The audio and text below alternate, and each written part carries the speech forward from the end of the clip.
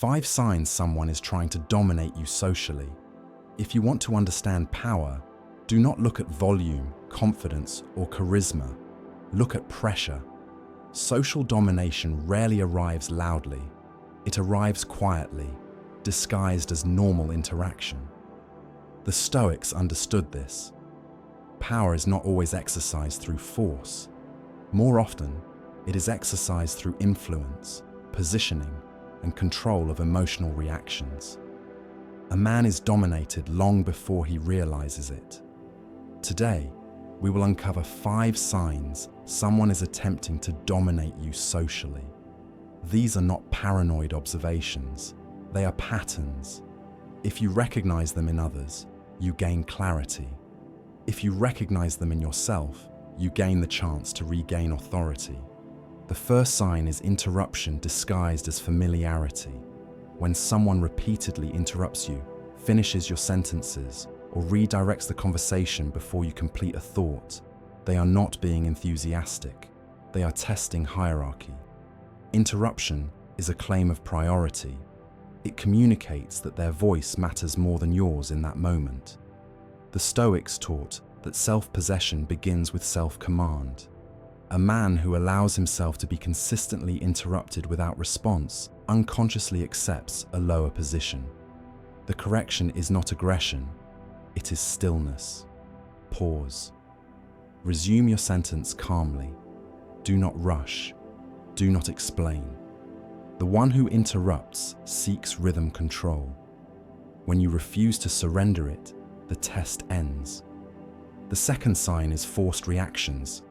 This appears as subtle provocation, sarcastic remarks, slight disrespect masked as humor, casual jabs followed by smiles. These are not jokes, they are probes. The goal is simple: to see if they can move you emotionally. Marcus Aurelius warned that the man who can be made angry can be made to obey.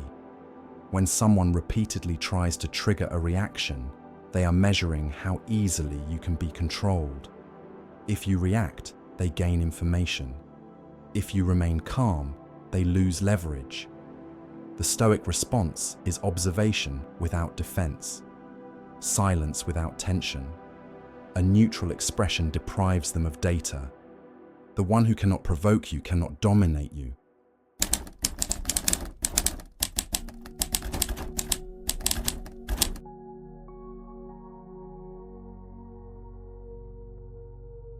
At this point, if this way of seeing social behavior sharpens your awareness, you already know what this channel is about. These principles come from ancient Stoic psychology applied to modern life. If you want more of this perspective, subscribe. Leave a like if it resonates. And as you listen, notice which of these signs you have seen before. Drop your thoughts in the comments. The third sign is subtle correction in front of others. This is one of the clearest indicators of social domination attempts. It often comes disguised as help. They correct your wording, adjust your facts, clarify your intent for you, always in public, rarely in private. The goal is not accuracy, it is positioning. By correcting you openly, they signal authority to the group. Epictetus taught that reputation is not something to chase, but something to protect through conduct. A man who immediately explains or argues the correction amplifies the dominance attempt. The Stoic response is restraint, a brief acknowledgement or no response at all. You do not compete for control of the frame. You allow consistency over time to expose the imbalance. The fourth sign is control of pace and access. Notice who decides when conversations begin and end, who delays responses, who withholds availability, who makes you wait while remaining unbothered. Social domination often expresses itself through time manipulation. When someone subtly trains you to adapt to their schedule while they ignore yours, a hierarchy forms. Seneca wrote that time is the most valuable possession a man has. Those who control access to it control influence. The correction is not confrontation, it is symmetry. You match pace without explanation. You respond when appropriate.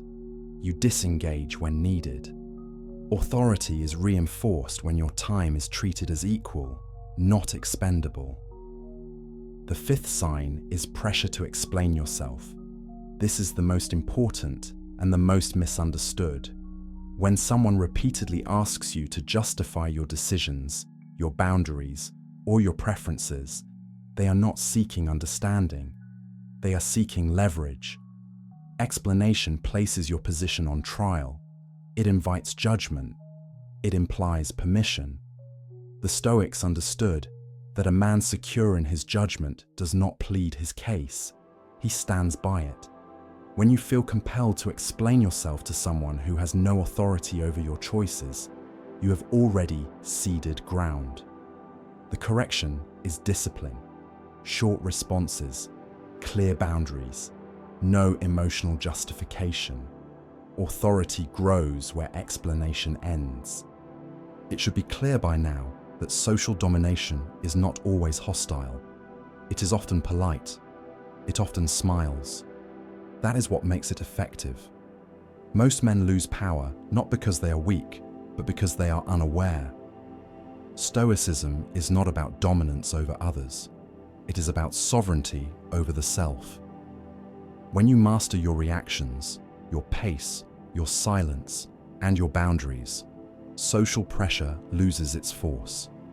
You are no longer easy to move. Many people fear that calm resistance will make them unlikable. The Stoics would say the opposite. Respect is not earned through accommodation. It is earned through consistency. A man who cannot be rushed, provoked, or guilted communicates stability. Stability commands respect, whether it is acknowledged or not. Those who attempt domination grow uneasy around those they cannot influence. Notice how these signs are not dramatic. They are quiet. They rely on your participation. Domination fails without consent. Every time you over-explain, rush, react, or submit your pace, you reinforce the pattern. Every time you pause, observe, and choose restraint, you weaken it. Power shifts not through confrontation, but through refusal to comply with invisible pressure. The Stoics believed that the highest form of strength is inner alignment. When your actions match your principles, external behavior adjusts around you. You do not need to announce authority. You do not need to demand respect. You need to be unmovable where it matters. Calm where others seek reaction. Silent where others seek explanation. Steady where others seek control. If you carry this awareness with you, something changes. Conversations feel different. Tests become obvious.